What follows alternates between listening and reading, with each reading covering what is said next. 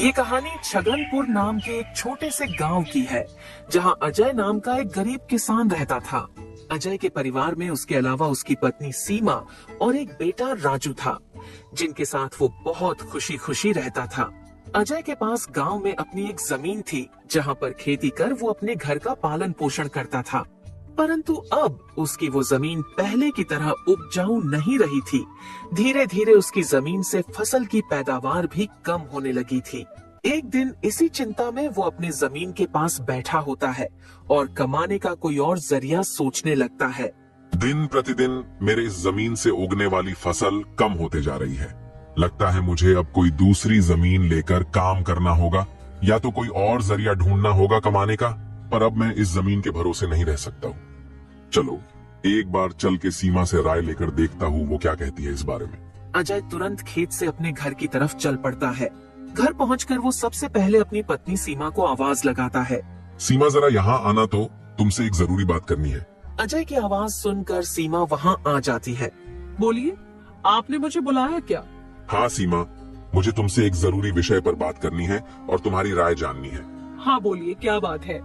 सीमा, तुम तो जानती हो हमारी जमीन अब पहले की तरह इतनी उपजाऊ नहीं रही है, और अगर मैं ज्यादा खाद वगैरह डालने की कोशिश करूंगा तो कहीं उसकी मिट्टी और खराब ना हो जाए। इसलिए सोच रहा हूँ कि कुछ समय के लिए उस जमीन पर खेती करना छोड़ दूं। हर साल थोड़ी थोड़ी खाद उसमें डालता रहूंगा, जिससे कुछ सालों बाद वो पहले की तरह उपजाऊ हो जाएगी। फिर उसमें खेती करना शुरू कर दूंगा। हाँ, ये ठीक रहेगा। इससे आपकी जमीन भी सही रहेगी और उसमें उगने वाली फसल भी। हाँ, पर तब तक मैं क्या करूं? क्योंकि मेरे पास दूसरी तो कोई जमीन नहीं है, तो घर का खर्च चलाने और राजू के पढ़ाई के लिए कहां से पैसे जुटा पाऊंगा? आप एक काम क्यों नहीं करते, एक बार जाकर गांव के जमींदार काका से मिल लीजिए। वो तो बहुत अच्छे और नेक दिल है, वो आपकी जरूर कोई मदद करेंगे। हाँ सीमा, ये ठीक रहेगा, क्योंकि काका अगर कोई नया काम भी करने बोलेंगे तो वो उसमें भी मेरी मदद कर देंगे। ठीक है सीमा, तो मैं कल सुबह सुबह ही काका से मिलने उनके घर चला जाऊंगा।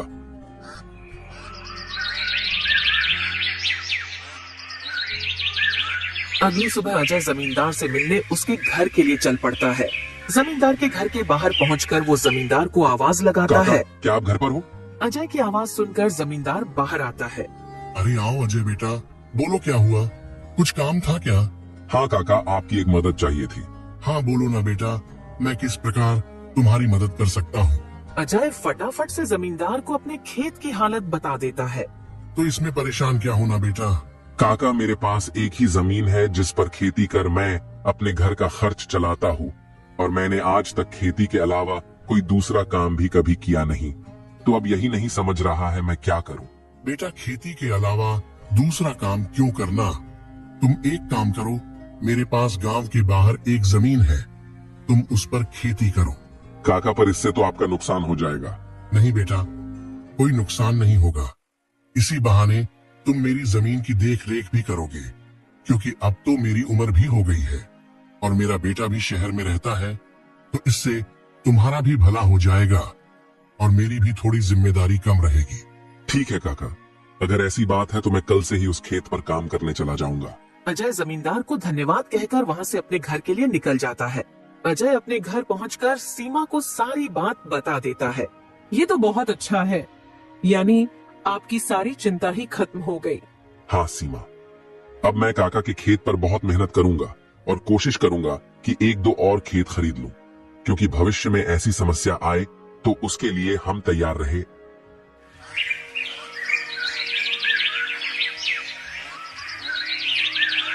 अगली सुबह अजय जमींदार के खेत पर काम करने निकलने वाला होता है तो सोचता है, काका की जमीन गांव के बाहर है, तो शायद शाम को आते आते देर हो जाए, इसलिए सीमा को बोलकर जाता हूँ। सीमा, जरा यहाँ आना तो। अजय को बुलाता सुन सीमा वहाँ आती है। बोलिए, आपने बुलाया मुझे? हाँ सीमा, सुनो, काका का खेत गांव के बाहर है, तो मुझे शाम को घर लौटने में थोड़ी देर भी हो सकती है। तो अगर मुझे देर हो जाए तो तुम और राजू खाना खाकर सो जाना। ठीक है, पर अपना ध्यान रखना। और हाँ, 1 मिनट रुकना, मैं आपके खाने का डिब्बा लेकर आती हूँ, वो लेकर ही जाना।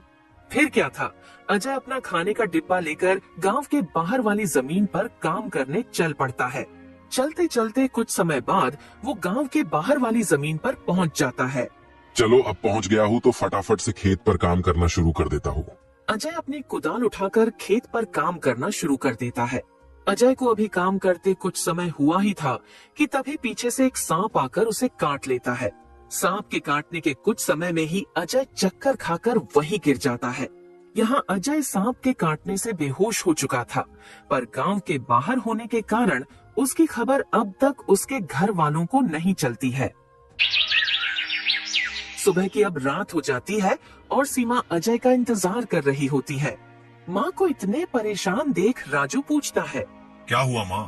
पिताजी अब तक क्यों नहीं आए? बेटा, तुम्हारे पिताजी आज काम करने जमींदार काका के गांव के बाहर वाली जमीन पर गए हैं और उन्होंने मुझे बोला भी था कि उन्हें आते आते देर हो जाएगी, पर अब कुछ ज्यादा ही समय हो गया है। माँ, आप क्यों फिक्र कर रही हो? पिताजी ने जब बोला था कि उन्हें आने में देर होगी तो कुछ सोच समझकर कहा होगा। एक काम कीजिए, आप जाकर सो जाइए। राजू की बात सुनकर सीमा अपने कमरे में सोने के लिए चली जाती है।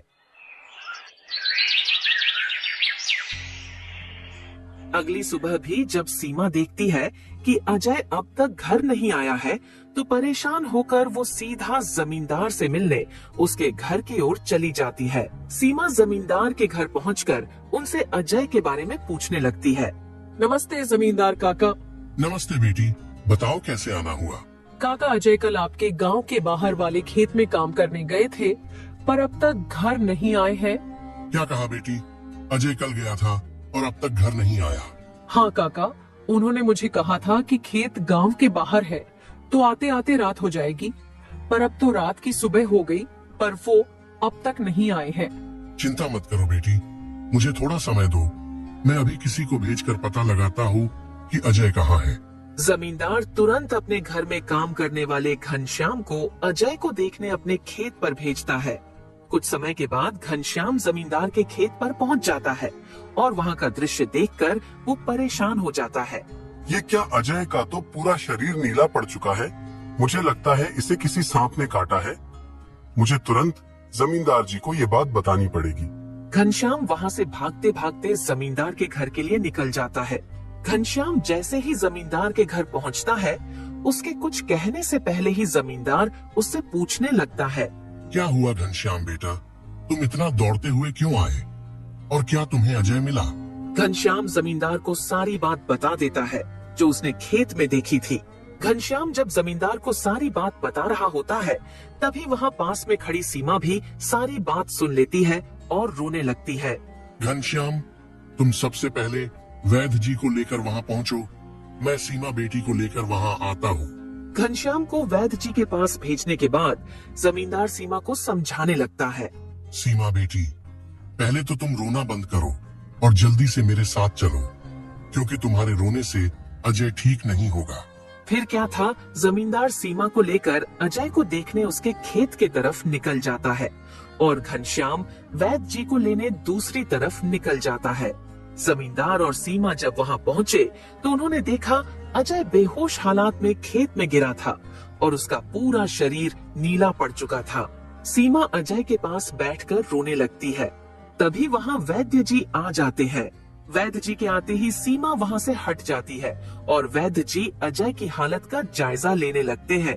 क्या हुआ वैद्य जी, अब कैसी है अजय की हालत? देखिए जमींदार जी, मैं आपको झूठ बोलकर अंधेरे में नहीं रखना चाहता हूँ, पर अजय की हालत बहुत खराब है। वैसे तो मैंने उसे जहर को काटने वाली औषधि दे दी है, परंतु जहर अजय के अंदर कुछ ज्यादा समय तक रह गया है, जिस कारण वो प्रगाढ़ बेहोशी की हालत में चला गया है। प्रगाढ़ बेहोशी, ये क्या होता है वैद्य जी?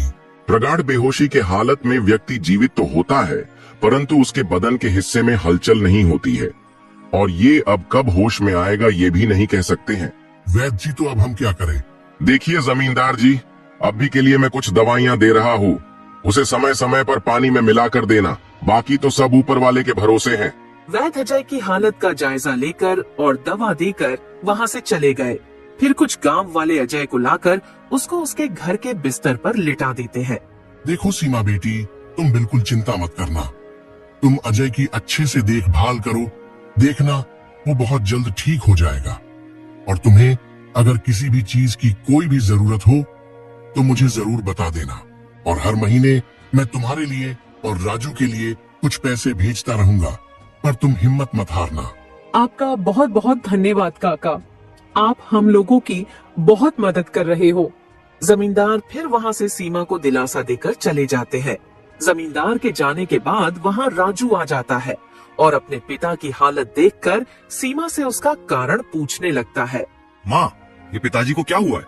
बेटा, तुम्हारे पिताजी को कल खेत में सांप ने काट लिया है, जिस कारण वो बेहोश हो गए हैं। माँ, तो पिताजी होश में कब आएंगे? बेटा, वैद्य जी ने कुछ दवाइयाँ दी है और उन्हें समय समय पर पिलाने कहा है।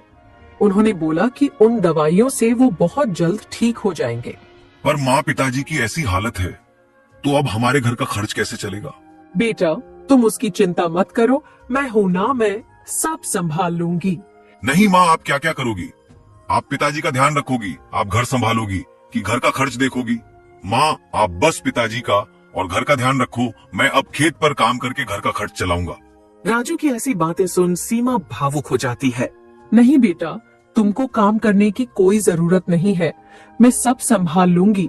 तुम बस अपने पढ़ाई का ध्यान रखो। तुम्हारे पिताजी का सपना है कि तुम बहुत बड़े अफसर बनो, और मैं तुम्हें वो बनाकर रहूंगी, भले उसके लिए मुझे कितनी भी मेहनत क्यों ना करनी पड़े। फिर सीमा राजू को वहाँ से पढ़ने भेज देती है। मुझे अब कुछ करना ही होगा, क्योंकि मैं अब अजय का ठीक होने का इंतजार तो नहीं कर सकती हूँ।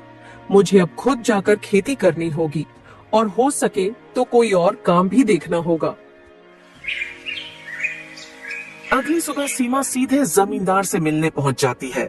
नमस्ते जमींदार काका। नमस्ते बेटी, बताओ कैसे आना हुआ, और अजय की तबीयत अब कैसी है? काका, अजय की तबीयत फिलहाल तो वैसी ही है, और मुझे आपकी एक मदद चाहिए थी, इसीलिए मैं आपसे मिलने चली आई। हाँ, बोलो ना बेटी, मैं तुम्हारी किस प्रकार मदद कर सकता हूँ? काका, मैं चाहती हूँ कि जो जमीन आपने अजय को दी थी काम करने के लिए, आप मुझे उस पर काम करने की इजाजत दे दी, ताकि मैं उस पर काम करके अपने घर का खर्च और राजू की पढ़ाई करा सकूं। बेटी, पर तुम्हें वहाँ काम करने की कोई जरूरत नहीं है, मैं हूँ ना। मैं तुम्हारे घर के लिए जो भी खर्च लगेगा हर महीने भेज दिया करूँगा। नहीं काका, आपने अब तक हमारी बहुत मदद की है। अब आप बस मुझे आपके खेत में काम करने की इजाजत दे दीजिए। मैं अब खुद काम करके अपना घर चलाऊंगी और अपने बेटे को बड़ा अफसर बनाऊंगी।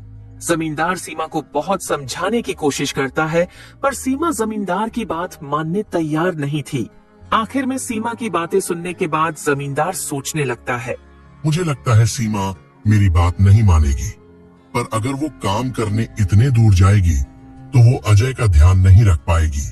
एक काम करता हूँ, मैं सीमा को मेरी गांव के अंदर वाली जमीन पर काम करने के लिए कह देता हूँ, ताकि वो खेतों पर काम भी कर सके और अपने घर का ध्यान भी रख सके। ठीक है सीमा बेटी, मैं तुम्हें अपने खेत पर काम करने की इजाजत तो दे सकता हूँ, पर तुम्हें मेरी एक बात माननी होगी। हाँ काका, बोलिए ना। बेटी, तुम्हें मेरे गांव के बाहर वाले खेत पर काम करने की कोई जरूरत नहीं है। मेरे पास तुम्हारे घर के नजदीक भी एक खेत है, तुम वहाँ काम कर सकती हो, ताकि तुम अपने घर का और अजय का दोनों को ख्याल रख पाओगी। काका, ये तो और भी अच्छा रहेगा, इससे तो मेरी बहुत मदद हो जाएगी। बेटी, पर एक छोटी सी समस्या है, वो खेत बाहर वाले खेत से थोड़ा छोटा है। हाँ तो कोई बात नहीं है काका, वो खेत मेरे घर से नजदीक है, वही बहुत बड़ी बात है। मैं खेत में काम करने के साथ साथ दूसरे के घर का काम भी करना शुरू कर दूंगी, ताकि उन पैसों से मैं राजू की पढ़ाई का खर्च निकाल सकूं। बेटी, पर तुम्हें इतना काम करने की क्या जरूरत है? काका, मुझे काम करना ही होगा। अजय का सपना था कि राजू पढ़ लिख कर बड़ा आदमी बने। अगर मैं मेहनत नहीं करूंगी तो उसका सपना अधूरा रह जाएगा। राजू की पढ़ाई के लिए और घर चलाने के लिए मुझे हर हाल में ये जिम्मेदारी उठानी पड़ेगी। जमींदार सीमा के संकल्प और साहस से भावुक हो जाते हैं। ठीक है बेटी, तुम्हारी मेहनत देखकर मुझे पूरा भरोसा है कि तुम जरूर सफल होगी।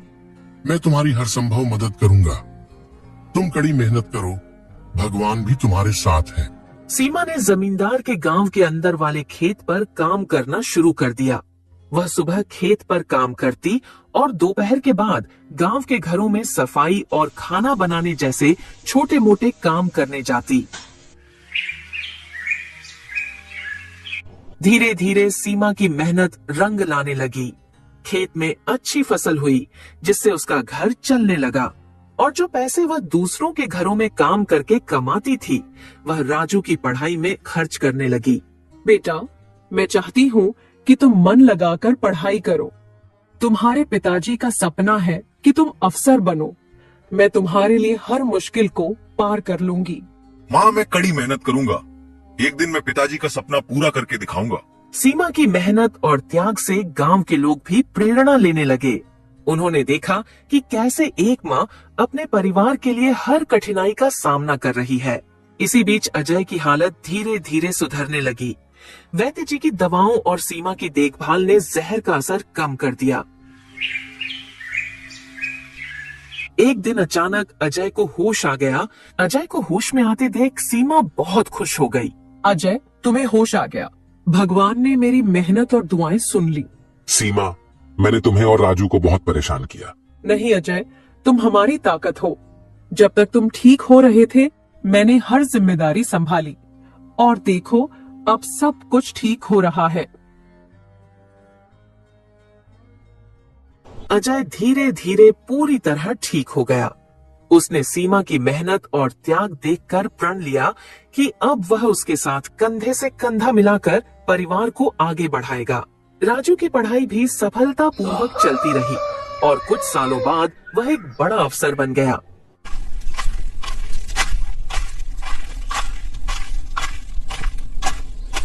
माँ, पिताजी, मैं आज जो कुछ भी हूँ वह आपकी मेहनत और त्याग के कारण हूँ।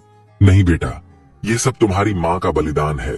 उसने हमारे परिवार को बचाने के लिए हर मुश्किल का सामना किया। सीमा का त्याग और अजय का साथ दोनों ने मिलकर एक नई मिसाल कायम की। गांव वाले अब भी उनकी इस कहानी को आने वाली पीढ़ियों को प्रेरणा के रूप में सुनाते हैं। इस तरह माँ का त्याग की यह कहानी हमें सिखाती है कि एक माँ का समर्पण किसी भी चुनौती को पार कर सकता है और परिवार को जोड़ कर रखता है। दोस्तों, तो इस तरह की और शानदार और मजेदार कहानियां देखने के लिए हमारे इस चैनल को जल्द से जल्द सब्सक्राइब कर लें।